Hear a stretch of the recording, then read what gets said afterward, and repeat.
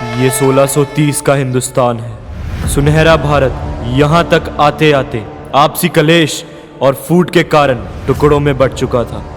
पूरा हिंदुस्तान विदेशी शक्तियों के शिकंजे में था।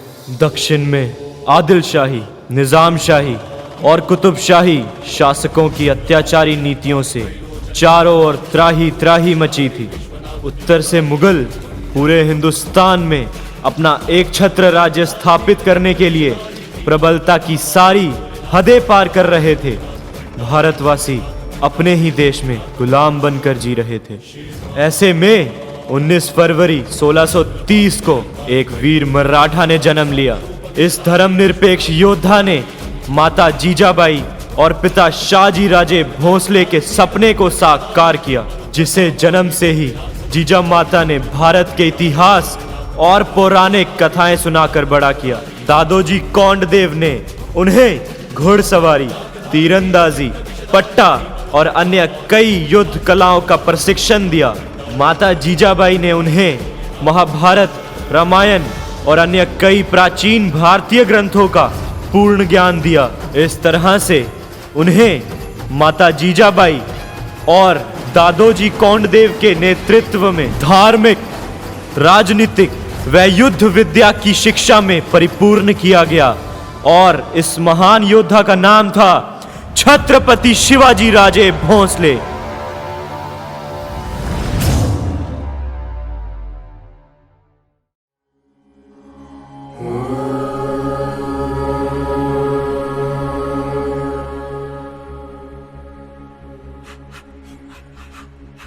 आओ साहिब, हम क्यों हमारे ही देश में गुलाम बनकर जी रहे हैं? ये मुगल हमारे ही भूमि पर हमारे से कर वसूली क्यों कर रहे हैं? शिवबा, हम सभी के आपसी क्लेश के कारण इन मुगलों और फिरंगियों को हमारे पर शासन करने का मौका मिल गया। इसी वजह से हम भारतवासी अपने ही देश में गुलाम बनकर जी रहे हैं और ये विदेशी ताकतें अपना एक छत्र राज्य स्थापित करने के लिए प्रबलता की सारी हदें पार कर रही है। आओ साहिब, हम ऐसे गुलाम बनकर नहीं जी सकते। शिवबा, तुम्हें ही बड़े होकर मेरे सपने को साकार करना होगा। जी आओ साहिब, मैं करूँगा। इसके लिए तुम्हें राम जी जैसे मर्यादा पुरुषोत्तम, कृष्ण जी जैसे राजनीतिक और भगवान विष्णु जैसे अपने लोगों का पालन करने वाला बनना होगा। कैसे भगवान विष्णु ने नरसिंह बनकर अपने भक्त प्रहलाद की रक्षा की और कैसे उस अत्याचारी हिरण्यकश्यप का वध किया। ब्रह्मदेव, न दिवस में न रात्रि में, न भीतर न बाहर, न आकाश में न पाताल में, न नर से न देव से, न यक्ष से न राक्षस से, न भैरव से न किन्नर से, न जलचर से न स्थलचर से, न उभयचर से न नवचर से, न मंत्र से न तंत्र से मेरे प्राण किसी से भी न जा सके। और उससे भी अधिक ब्रह्मदेव, इस संसार में जिसकी भी आपने रचना की है उनमें से कोई भी मेरा वध न कर सके। तथास्तु, तथास्तु, तथास्तु।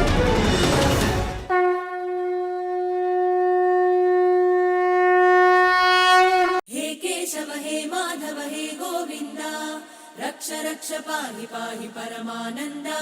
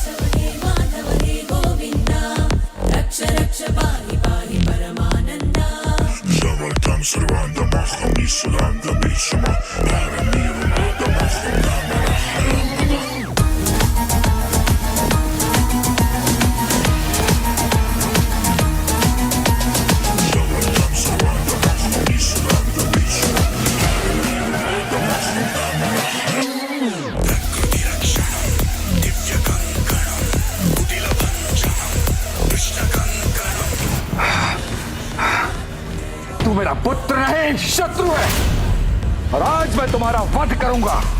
असुरों में सर्वोच्च अवश्य हैं आप, किंतु जन्म और मृत्यु आपकी नहीं, श्री हरि की इच्छा से होते हैं। मेरी मृत्यु संभव है, तुम्हारा हरि मुझे नहीं मार सकता, कोई मुझे नहीं मार सकता, किंतु मैं किसी को भी मार सकता हूँ। तो क्या तुम्हारे श्री हरि मुझसे भी तुम्हारी रक्षा करेंगे? अवश्य। श्री हरि, श्री हरि, श्री हरि। दिखो, मुझे तो नहीं दिखते तुम्हारे हरि। कहाँ है वो? अगर तुम्हारी रक्षा करने आए हैं तो कहाँ है वो? बोलो, दिखाओ मुझे, कहाँ है वो? प्रभु नारायण हरि तो सर्वत्र है पिताश्री, कोई ऐसा स्थान नहीं जहाँ वो नहीं हो। अच्छा, तब फिर तो इस गदा में भी है जिससे मैं तुम्हारा वध करने वाला हूँ। अवश्य है पिताश्री, खड्ग में है, खम्भ में है, जहाँ दृष्टि जाती है, जहाँ नहीं भी जाती है, सभी स्थानों पर है मेरे प्रभु श्री नारायण। तुम्हारे कहने का अर्थ है कि वो मुझ में है, तुम में है, इस स्तंभ में भी है। अवश्य। तो ठीक है, अगर मुझे तुम्हारे श्री हरि इस स्तंभ में नहीं दिखे तो सर्वप्रथम मैं तुम्हारे शीश के अनेकों टुकड़े कर दूंगा। ओम नारायणाय नमः, ओम नारायणाय नमः, ओम नारायणाय नमः।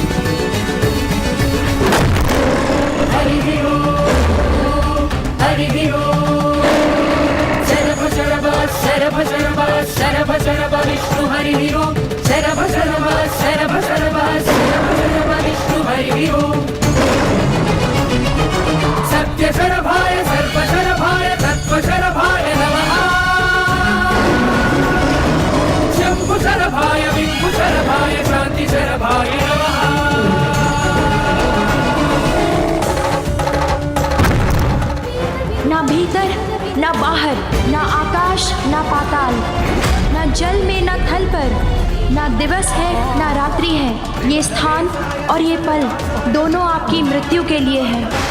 ये ना अस्त्र है ना शस्त्र है। ओम श्री हरि।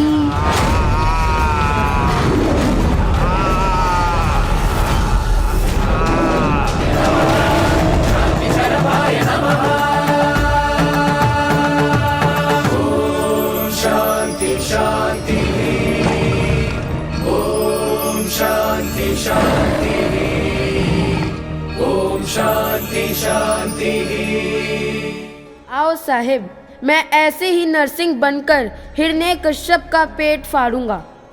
पर उसके लिए तुम्हें सहस्त्र भुजाओं वाले नरसिंह बनना होगा, क्योंकि इस पवित्र भूमि पर हिरण्यकश्यप जैसे बहुत असुर हैं जो हमारी मातृभूमि का विनाश कर रहे हैं। उसके लिए तुम्हें शस्त्र विद्या सीखनी होगी।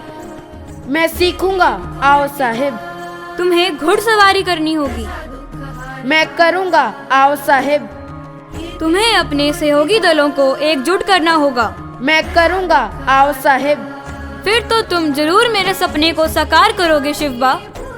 मैं तुम्हारी शस्त्र विद्या के लिए दादोजी कोंडदेव को नियुक्त करती हूँ, जो तुम्हें घुड़सवारी, तलवारबाजी, तीरंदाजी और अन्य कई युद्ध कलाओं में प्रशिक्षण देंगे।